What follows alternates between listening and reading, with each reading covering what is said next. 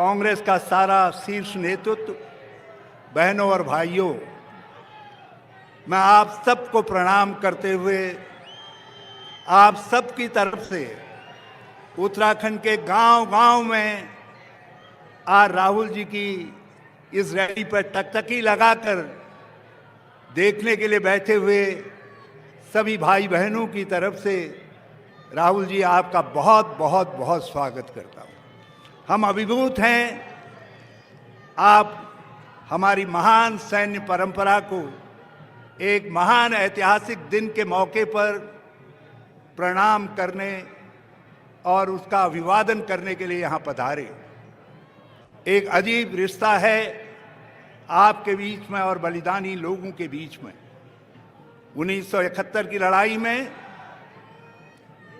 हमारे 250 से ज़्यादा वीर सैनिक शहीद हुए, सैकड़ों घायल हुए, वीरता का नया इतिहास बना।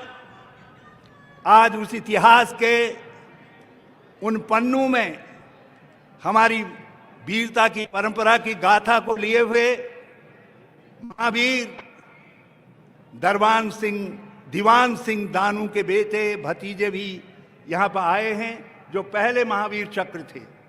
तो दूसरी तरफ अभी अभी एक नौजवान ऑफिसर चित्रेश बिष्ट शहीद हुए थे, जिनके घर आप सांत्वना देने पहुंचे थे। उनके पूज्य पिता भी इस मंच पर आसीन हैं। हमारी बलिदानी परंपरा यहाँ पर आसीन है। वो आपसे कहने के लिए आई है कि हम आपके बलिदान के रिश्ते को समझते हैं। वो कहने के लिए आई हैं कि आप ये अभूतपूर्व क्षण जब हम दुनिया के नक्शे पर एक नया इतिहास बना सके, एक अभूतपूर्व सर्जिकल स्ट्राइक के जरिए एक नए देश का उद्भव कर सके, वो तब संभव हुआ जब हमारे साथ इंदिरा गांधी जैसा अभूतपूर्व नेतृत्व था, जिसकी ललकार ने अमेरिका के 7वें बेड़े को बंगाल की खाड़ी छोड़ने के लिए मजबूर कर दिया था। राहुल जी, इस धरती का आपसे बहुत प्यार का भी नाता है। जब हम विपत्ति में थे, जब केदारनाथ की त्रासदी में सारा उत्तराखंड त्राहिमाम कर रहा था, आप अकेले राष्ट्रीय नेता थे। राहुल गांधी अकेले राष्ट्रीय नेता थे जो हमारी धरती पर आए और जिन्होंने हमारे आंसू पोंछने का काम किया। हमारे आंसू पोंछने आए। जब मैं यहाँ मुख्यमंत्री बनकर के आ रहा था, राहुल जी ने मुझसे कहा, केवल एक दायित्व सौंप रहा हूं कि केदारनाथ की त्रासदी के दाग घाव मिटने चाहिए, पुनर्वास होना चाहिए, पूर्ण पुनर्निर्माण होना चाहिए। राहुल जी, आज तो लोग हमारी बनाई गुफाओं में योग करने भी आ रहे हैं। वो तभी आप आ रहे हैं जब आपकी सरकार ने 2015-16 में वो अभूतपूर्व काम करके दिखाया कि आज एक भी शिकायतकर्ता नहीं मिलता कि केदारनाथ त्रासदी में हमारी उपेक्षा हुई, हमको लाभ नहीं पहुंचा। आज हमारे तीर्थ पुरोहित आपको धन्यवाद देने के लिए आए, इसलिए आए कि इनकी लोकतांत्रिक लड़ाई को कांग्रेस ने लड़ा, कांग्रेस ने केदारनाथ बनाया, और हमारे बाद जो लोग आए उन्होंने हमारी परंपराओं को, हमारे मंदिरों की स्वायत्तता को छीनने का काम किया। और एक अभूतपूर्व लोकतांत्रिक लड़ाई जिस तरीके से आपके नेतृत्व में किसानों ने लड़ी और जीती, उसी तरीके से देवस्थानम बोर्ड के खिलाफ भी इस उत्तराखंड की धरती में एक अभूतपूर्व लोकतांत्रिक लड़ाई लड़ी गई। और हम कांग्रेस के लोग अपने तीर्थ पुरोहितों के साथ उस लड़ाई को जीतने में सफल हुए हैं। आज वो आपको धन्यवाद देते हैं। सब लोग सब धन्यवाद देने के लिए आए। राहुल जी, आपने उस समय हमको सहारा दिया जब हमारी अर्थव्यवस्था लड़खड़ा रही थी, पर्यटन नहीं चल पा रहा था, 4 धाम यात्रा को एक स्टार्टअप की जरूरत थी। आप पैदल चल करके केदारनाथ गए। आपने भोले से क्या मांगा, ये तो आप और भोले जाने। मगर हमको सब कुछ मिल गया और उसके बाद एक टर्न अराउंड शुरू हुआ। हमारी लस्त पस्त बढ़ी हुई अर्थव्यवस्था फिर से पुनर्जागृत हो गई, पर्यटन फिर से चल पड़ा और उत्तराखंड आर्थिक रूप से उठ करके खड़ा हो गया। राहुल जी, आज हम आपसे कहना चाहते हैं कि आप हमारी प्रेरणा बनकर इस संघर्ष में हमारे साथ आए। आप हमारे सेनापति हैं इस लड़ाई के, आप लोकतांत्रिक लड़ाई के सेनापति हैं। देश के अंदर कोई ऐसा दूसरा नेता नहीं है जो सत्ता की आंखों में आंखें डालकर उनको ललकारने का काम कर रहा हो। ये काम राहुल गांधी जी आप कर रहे हैं। हम वीरता के पुत्र हैं और हम आपकी इस सूरवीरता को, आपकी राजनीतिक शक्ति को प्रणाम करते हैं। एक बार मैं आप सबसे प्रार्थना करता हूं, जरा हाथ उठा करके, ताली बजा करके राहुल जी की इस लोकतांत्रिक प्रतिपक्ष के नेता के रूप में जो अभूतपूर्व शक्ति वो भारत के लोकतंत्र को देने की काम कर रहे हैं। आज लोकतंत्र बचाने की लड़ाई में आप सबसे अग्रगणी सैनिक हैं और ये सैनिक धरती का उत्तराखंड आपको आपकी इस लड़ाई में बहुत बहुत आशीर्वाद, बहुत बहुत शुभकामनाएं देने का काम करता है। राहुल जी, हमारा वादा है आपसे, हम सब लोग एकजुट होकर, सारे कांग्रेस जन, ये तो केवल अपने साथियों के नेतृत्व के प्रतीक के रूप में यहां पर आए हैं और मैं जान लूं तुम लोग बहुत कष्ट उठेबे, बहुत आप सब दूर दूर बटेगे अपन पैंस खर्च करबे, कष्ट उठेबे यक आया था। मैं आप सबको हृदय की गहराई से बहुत बहुत धन्यवाद देता हूं और मैं आप सबसे राहुल जी की उपस्थिति में पूरे कांग्रेस का वादा दोहराना चाहता हूं। हम उत्तराखंड को एक बेरोजगारी मुक्त उत्तराखंड के रूप में बढ़ाएंगे। हम किसानों के, हमारे दूर हरिद्वार के लोग आए हैं, किसान भाई आए हैं, उधम सिंह नगर से आए हैं, मैं उनसे कहना चाहता हूं कांग्रेस आएगी, आपके बोझ को घटाएगी। मैं अपनी बहनों से कहना चाहता हूं महंगाई के बोझ से आपकी रसोई करा रही है, हम आपके महंगाई के बोझ को भी बांटने का काम करेंगे। मैं राहुल जी आपसे बहुत विनम्रता से कहना चाहता हूं 2016 में हमारी सरकार देश की पहली ऐसी सरकार थी जिस सरकार ने सैनिकों के कल्याण के लिए, अपने सैनिकों की भलाई के लिए, पूर्व सैनिकों की भलाई के लिए, सेवारत सैनिकों के परिवारों की सुरक्षा के लिए कई ऐसे उपाय किए थे जिनकी सर्वत्र सराहना हुई थी। हम फिर से अपनी उस परंपरा को आगे बढ़ाने का काम करेंगे। अपने सैनिक भाइयों, पूर्व सैनिक भाइयों, अपने पैरामिलिट्री फोर्सेस के भाइयों, उन सब बलिदानी परिवारों का कांग्रेस ख्याल रखेगी जिनका बलिदान हम सबका सामूहिक गौरव है। हम अपनी सैन्य परंपरा का भी सम्मान करने का काम करेंगे। मैं अपनी बहनों से जो आज दूर दूर से यहाँ आई हैं उनसे कहना चाहता हूँ कि हमने महिला सशक्तिकरण का 2014 में एक नया युग प्रारंभ किया था, जिसको बीच में हमारे बाद आने वालों ने एक एक योजना को बंद करके उसको खत्म कर दिया, उसको रोक दिया। हम सत्ता में फिर आएंगे, कांग्रेस आएगी तो हम महिला सशक्तिकरण का एक नया चैप्टर प्रारंभ करने का काम करेंगे।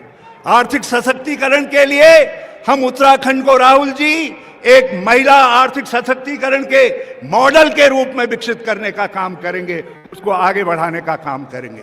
हम आपसे वादा करना चाहते हैं राहुल जी, आप कांग्रेस की सरकार लाइए। आपकी सरकार दलितों, पिछड़ों, कमजोरों के लिए, आज हमारे भाई बहन कोई गौरा देवी के लिए तड़प रहा है, कोई पेंशन के लिए तड़प रहा है, कोई सहारे के लिए तड़प रहा है। आपकी सरकार 2014, 15, 16 की तरीके से फिर से गरीबों का, कमजोरों का, निशाए लोगों का, सहारा ढूंढने वाले लोगों का सहारा बनेगी, उनका संबल बनने का काम करेगी। मैं आपको यकीन दिलाना चाहता हूं कि हम सब वो करेंगे जिससे उत्तराखंड को एक मॉडल स्टेट के रूप में हम विकसित करने का काम कर सकें। एक ऐसे स्वावलंबी राज्य के रूप में हम छोटे से इस राज्य को विकसित करेंगे जो अपनी उत्तराखंडियत पर गर्व करेगा, जो अपने राज्य आंदोलन की उन परंपराओं को मडवा झुमरा खाएंगे, उत्तराखंड को बनाएंगे कि परंपरा को कायम रखते हुए जो पलायन गांव से हो रहा है के लिए सकारात्मक कार्य योजना को आगे बढ़ाने का काम करेगा। मैं आपका फिर से सारे कांग्रेस परिवार की तरफ से, सभी नेतागणों की तरफ से, सारे उत्तराखंड के जनमानस की तरफ से, आप अकेले कांग्रेस की धरोहर नहीं है राहुल जी, आप इस देश की धरोहर हैं। अब तो आप हमारी संवैधानिक परंपराओं की धरोहर हैं, अब तो आप भारत के लोकतंत्र की धरोहर हैं, संसदीय लोकतंत्र की धरोहर हैं। और हम सब करतल ध्वनि से ताली बजा करके दूर दूर तक, जहां जहां तक आप हैं, ताली बजा करके राहुल गांधी जी का अभिवादन करें। जय हिंद, जय भारत, जय उत्तराखंड, जय उत्तराखंडियत। भारत माता की, भारत माता की, जय जवान, जय जवान। और अब हम सबके इंतजार की वो घड़ी आ गई है। मैं आमंत्रित करता हूं उस शख्सियत को जिनके मनोभावों को मैं इस रूप में आपके सामने रख रहा हूं, कि जिनके मन में ये भाव हैं कि न तो अहम कामये राज्यम, न स्वर्ग न पुनर्भवम, कामये दुख तप्ता नाम प्राणी नाम आर्तनाशनम।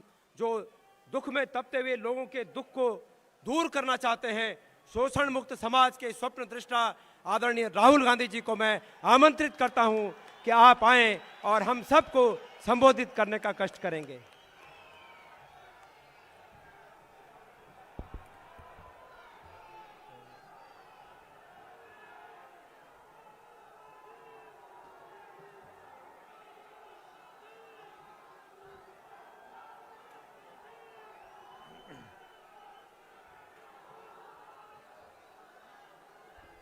केसी वेणुगोपाल जी, देवेंद्र यादव जी, गणेश गोडियाल जी, प्रीतम सिंह जी, हरीश रावत जी, प्रदीप टमटा जी, स्टेज पे हमारे सब एक्स सर्विसमैन, कांग्रेस पार्टी के वरिष्ठ नेता, भाइयों और बहनों, प्रेस के मित्रों, आप सबका यहां बहुत बहुत स्वागत।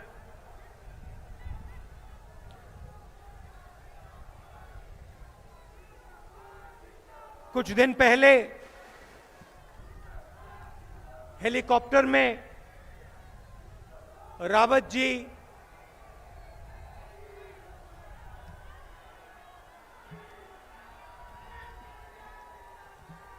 की मृत्यु हुई, उनकी पत्नी और आर्मी के बाकी लोगों की मृत्यु हुई। उनकी आज हम याद करते हैं। जब मैं यहां आ रहा था, मैं सोच रहा था कि उत्तराखंड के साथ मेरा क्या रिश्ता है, और याद आया कि जब मैं छोटा था, डून स्कूल में पढ़ा करता था, आपके साथ 2-3 साल रहा, और आपने उस समय मुझे बहुत प्यार दिया। फिर सोचा, और एक और बात याद आई,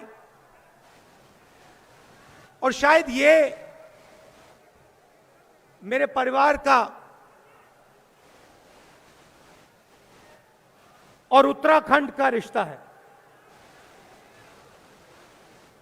मुझे वो दिन याद आया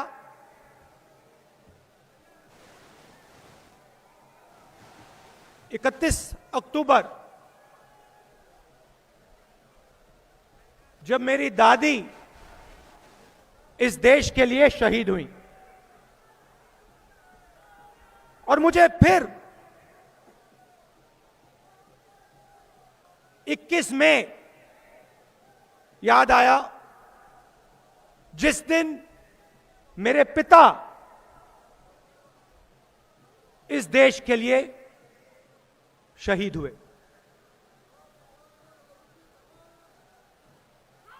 कुर्बानी का रिश्ता है मेरा और आपका।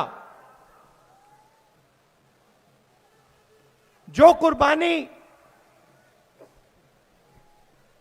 उत्तराखंड के हजारों हजारों परिवारों ने दी है, वो ही कुर्बानी मेरे परिवार ने दी है। और जो यहां लोग खड़े हैं जिन्होंने अपना खून खोया है, अपना खून दिया है, वो इस रिश्ते को बहुत अच्छी तरह समझेंगे। मगर और जो सेना में है, एयरफोर्स में, नेवी में, उन परिवारों को यह बात बहुत गहराई से समझ आएगी। पिता को खोना, भाई को खोना, आप लोग जानते हो, समझते हो।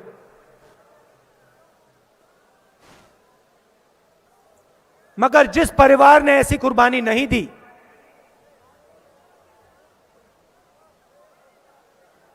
जिस व्यक्ति ने ऐसी कुर्बानी नहीं दी, उनको यह बात समझ कभी नहीं आ सकती।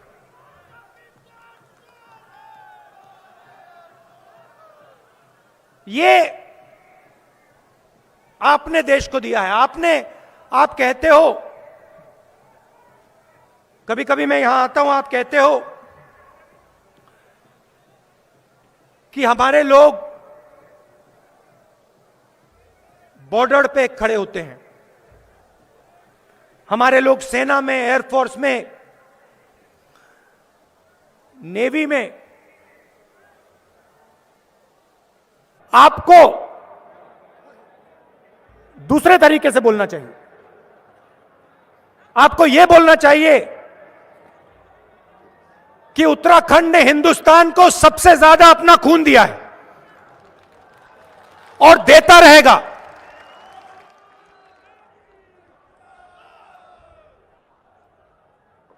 बांग्लादेश की लड़ाई हुई,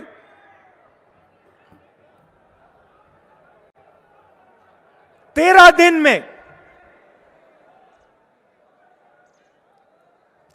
में पाकिस्तान ने अपना सिर झुका दिया। आमतौर से युद्ध 6 महीने, 1 साल, 2-3 साल चलता है। अमेरिका ने अफगानिस्तान को हराने के लिए 20 साल लगा दिए।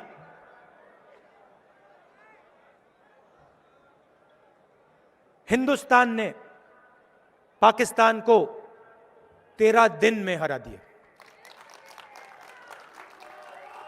मगर हमें भूलना नहीं चाहिए, और जो बांग्लादेश में 1971 में हुआ, उसे गहराई से समझना चाहिए। हुआ क्या, मैं आपको बताता हूं। एक तरफ हिंदुस्तान एक होके, एक आवाज के साथ, सब मिलकर खड़ा हुआ। कोई कहता है सेना ने लड़ाई जितवाई, कोई कहता है पॉलिटिकल लीडरशिप ने लड़ाई जितवाई, कोई कहता है नेवी ने लड़ाई जितवाई, कोई कहता है एयरफोर्स ने लड़ाई जितवाई। नहीं, हिंदुस्तान के हर व्यक्ति ने, हर जात ने, हर धर्म में एक साथ मिलकर पाकिस्तान को हराया।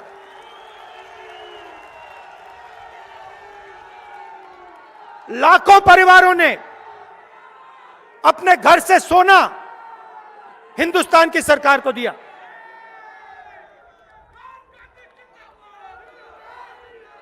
बिना बहाने, बिना एक शब्द, बिना मांगे लाखों लोगों ने अपना सोना, घर का सोना सरकार को दे दिया। और यहां स्टेज पे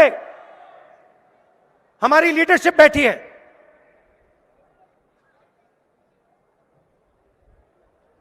जो सेना और बॉर्डर पे जाके लड़े। इन्होंने भी ऐतिहासिक काम किया। मगर भाइयों और बहनों, भूलिए मत, अगर हिंदुस्तान बटा होता, अगर हिंदुस्तान के लोग एक दूसरे से लड़ रहे होते, तो 13 दिन में जीत नहीं हो सकती थी।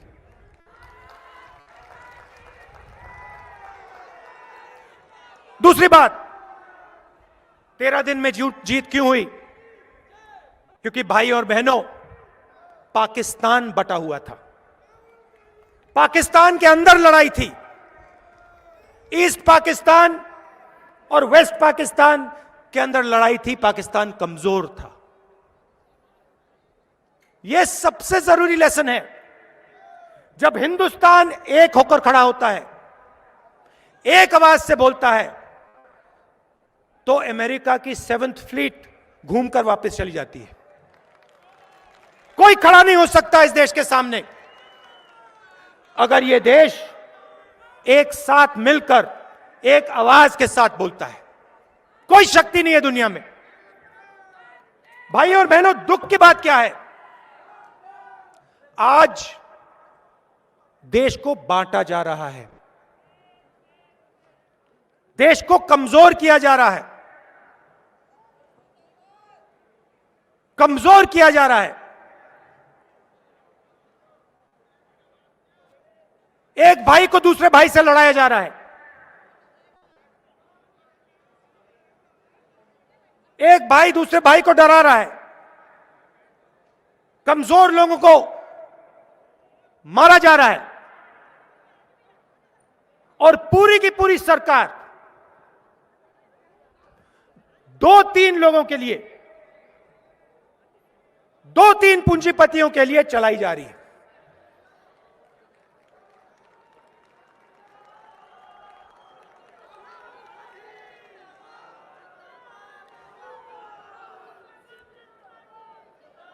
तीन बिल, काले कानून,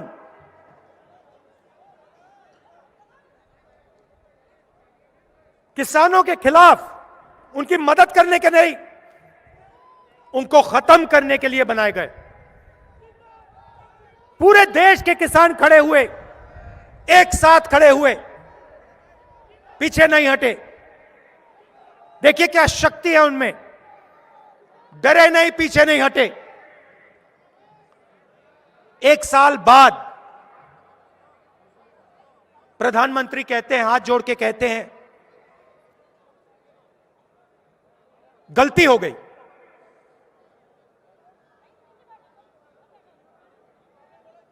माफी मांगता हूं।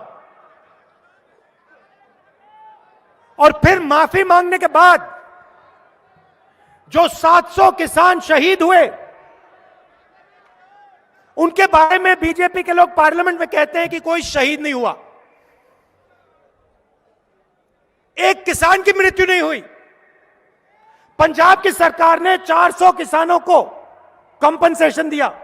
मैंने लिस्ट निकालकर पार्लियामेंट में रख दी, कहा ये देखो, ये है पंजाब के 400 किसान, हरियाणा के 70 किसान, इनको आप कंपनसेशन दीजिए। कंपनसेशन तक नहीं दी। किसके लिए काम किया जा रहा था? भाइयों और बहनों, ये गलती नहीं थी, ये साजिश थी। किसके लिए किया जा रहा था? दो उद्योगपतियों के लिए, 2-3 उद्योगपतियों के लिए। हिंदुस्तान के हर एक किसान की आमदनी की मेहनत उनसे छीनी जा रही थी। कांग्रेस पार्टी खड़ी हुई, किसान खड़े हुए, बाकी विपक्ष के लोग खड़े हुए, इसीलिए प्रधानमंत्री ने माफी मांगी।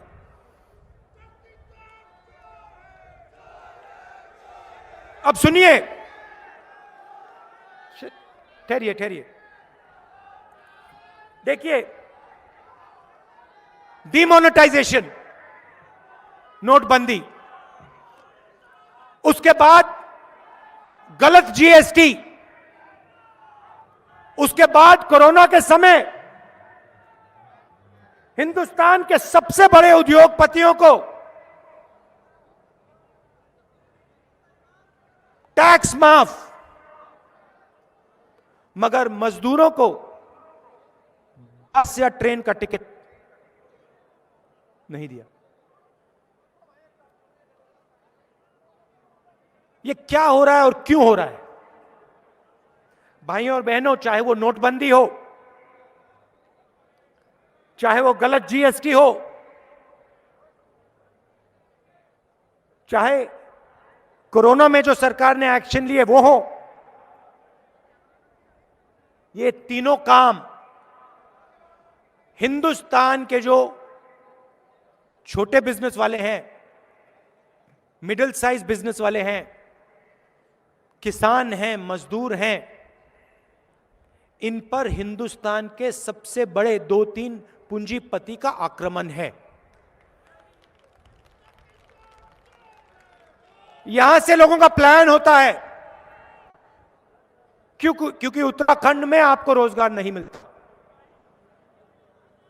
क्यों नहीं मिलता, यह सवाल आपको पूछना है। इसका कारण यह है कि जो आपको रोजगार दे सकते हैं, छोटे बिजनेस वाले, मिडिल साइज बिजनेस वाले, दुकानदार, उनको नरेंद्र मोदी जी की सरकार ने, बीजेपी की सरकार ने नष्ट कर दिया है, खत्म कर दिया है। नोटबंदी, जीएसटी, ये हथियार हैं भाई और बहनों, ये पूंजीपति के हथियार हैं। नरेंद्र मोदी जी इंप्लीमेंटर हैं, वो उनका है। और आप देख लेना, जब तक दिल्ली से बीजेपी की सरकार नहीं हटेगी, तब तक इस देश में युवाओं को रोजगार नहीं मिल सकता, चाहे कुछ भी हो जाए। पेट्रोल डीजल का दाम बढ़ता जाएगा, छोटे दुकानदार, मिडिल साइज और स्मॉल साइज बिजनेसेस बंद होते जाएंगे। एयरपोर्ट, पोर्ट्स, इंफ्रास्ट्रक्चर, सड़कें, माइंस, सब का सब उन्हीं 3-4 लोगों के हाथ में जाता जाएगा। और आप लिख के ले लो, यह देश अपने युवाओं को रोजगार नहीं दे पाएगा। तो एक तरफ आप देश को बांटते हो, और दूसरी तरफ जो देश की आर्थिक शक्ति है,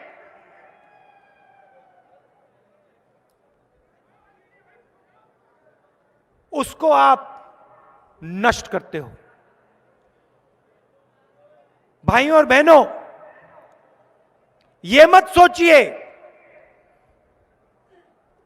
कि हिंदुस्तान मजबूत हो रहा है, गलतफहमी में मत रहिए।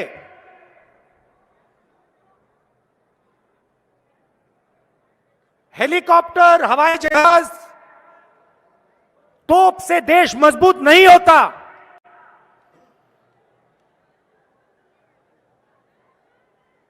देश मजबूत जब होता है जब देश का नागरिक मजबूत होता है, जब देश की जनता बिना डरे, बिना झिझके, बिना घबराए काम कर सकती है। जब देश की आवाज देश में चारों तरफ आसानी से बिना डरे बोल सकती है, तब देश मजबूत होता है। भाइयों और बहनों, बांग्लादेश लड़ाई के समय देश मजबूत था, हमारे इंस्टीट्यूशंस मजबूत थे, सेना और सरकार के बीच में जबरदस्त रिश्ता था। सरकार सेना की सुनती थी, सेना सरकार की सुनती थी, एक दूसरे का आदर करती थी, कम्युनिकेशन था।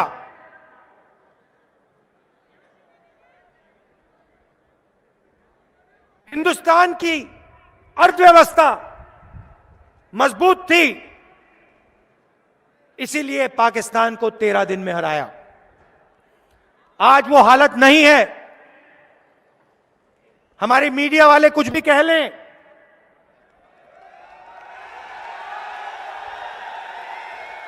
राफेल हवाई जहाज के जितनी भी फोटो दिखा दें, भाइयों और बहनों, हवाई जहाजों से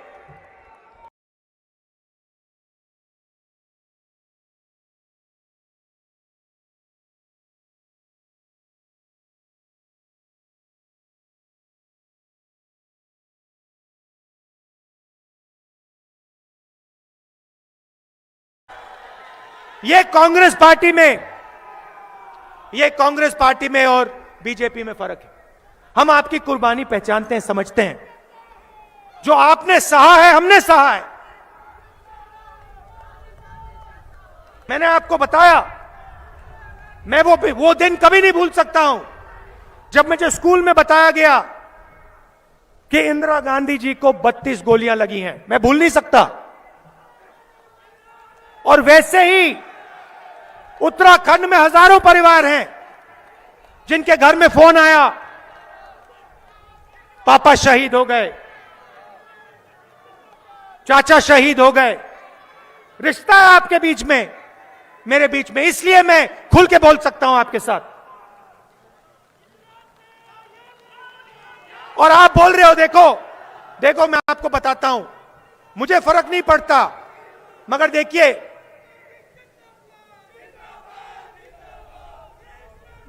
आपने इंदिरा जी का नाम लिया। आज फंक्शन हुआ है, बांग्लादेश लड़ाई का फंक्शन हुआ है दिल्ली में, उसमें इंदिरा गांधी का नाम तक नहीं है।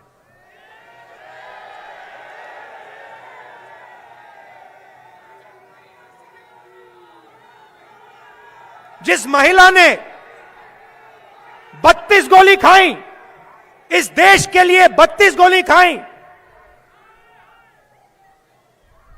उनका नाम तक नहीं है, इनविटेशन में नाम तक नहीं है। क्योंकि सच्चाई से भाइयों और बहनों सरकार डरती है। मुझे कोई फर्क नहीं पड़ता, नाम हो या ना हो। मैं जानता हूं इंदिरा गांधी जी ने इस देश को अपना खून देकर क्या किया, मैं जानता हूं। मुझे समझाने की कोई जरूरत नहीं।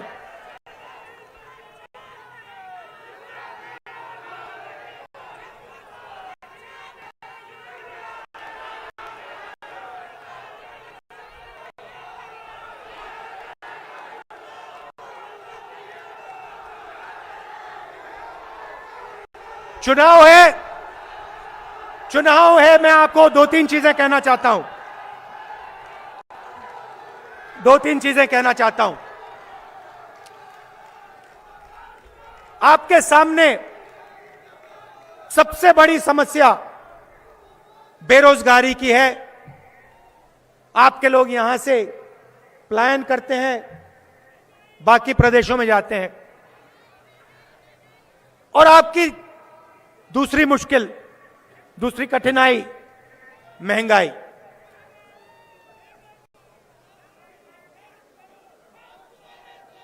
महंगाई के बारे में दो चीजें कहना चाहता हूं। महंगाई क्यों है? देखिए, इंटरनेशनल मार्केट में पेट्रोल तेल के दाम नीचे गिरते जा रहे हैं। हिंदुस्तान में दुनिया में सबसे ज्यादा टैक्स पेट्रोल पे हिंदुस्तान में है। 10 लाख करोड़ रुपए नरेंद्र मोदी जी ने आपसे छीनकर हिंदुस्तान के सबसे बड़े अरबपतियों का कर्जा माफ किया है। रोज आप याद रखिए, आज जब आप जाएंगे स्कूटर में, गाड़ी में पेट्रोल भरेंगे, तो आप याद रखना, जो आपके जेब में से पैसा निकल रहा है वो हिंदुस्तान के सबसे बड़े अरबपतियों के जेब में सीधा जा रहा है। क्यों जा रहा है? क्योंकि वो 2-3 अरबपति नरेंद्र मोदी जी की मार्केटिंग करते हैं। आपके जेब में से पैसा निकलता है पेट्रोल पंप में, सीधा वो पेट्रोल पंप से इनके जेब में जाता है, और ये नरेंद्र मोदी जी की मार्केटिंग नरेंद्र मोदी जी के लिए करते हैं। आपने देखा होगा गंगा में बहुत लोगों ने स्नान किया, मगर ऐसा लगता है कि इतिहास में सिर्फ एक व्यक्ति ने गंगा में स्नान किया है, वो नरेंद्र मोदी, और किसी ने नहीं किया। बस एक व्यक्ति।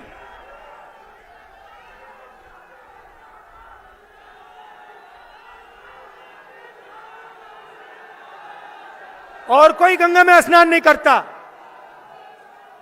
वहां पे भैया योगी जी को परमिशन नहीं दी, बाकी को छोड़ो।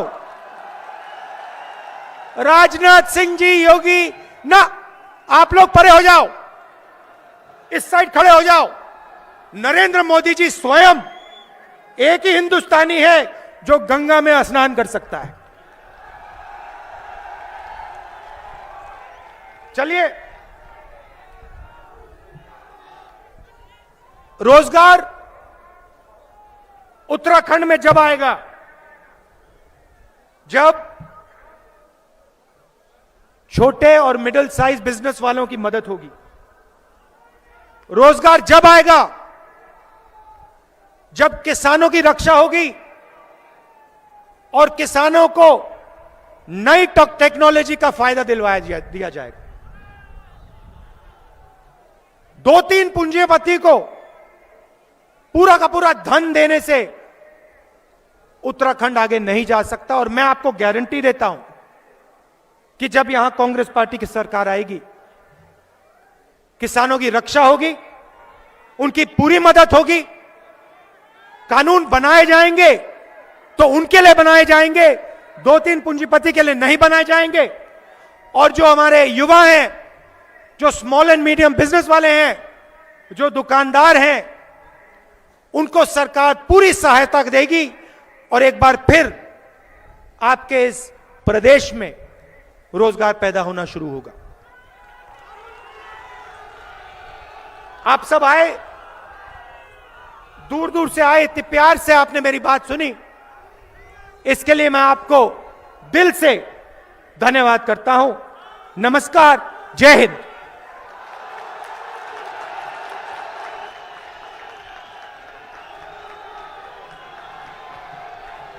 राहुल गांधी, राहुल गांधी, राहुल गांधी, जय जवान, जय जवान। मैं राहुल जी का उनके संबोधन के लिए बहुत ही सब यहाँ पर उपस्थित सभी लोगों की ओर से, उत्तराखंड के दूर दूर से पधारे हुए सभी लोगों की ओर से हार्दिक धन्यवाद करता हूं। और आप सबके प्रति आभार व्यक्त करता हूं कि आपने जब तक राहुल जी का भाषण जारी था, आप लोग तन्मयता से उनका भाषण, अंतिम स्थान पर बैठा हुआ व्यक्ति भी उनका भाषण सुन रहा था। आप सबका बहुत बहुत धन्यवाद। भारत माता की, भारत माता की। धन्यवाद, आप सब लोगों का बहुत बहुत धन्यवाद। और सभी लोगों से निवेदन है कि जो साथ में आए हैं वो सब अपने जब तक सभी लोग एक साथ नहीं हो जाते, तब तक गाड़ियों को आगे न बढ़ाएं। सब लोग अपने साथियों को साथ लेकर गाड़ियों में आगे बढ़ें। सुरक्षित आप यात्रा आपकी पूरी हो, मेरी शुभकामनाएं। आपको बहुत बहुत धन्यवाद।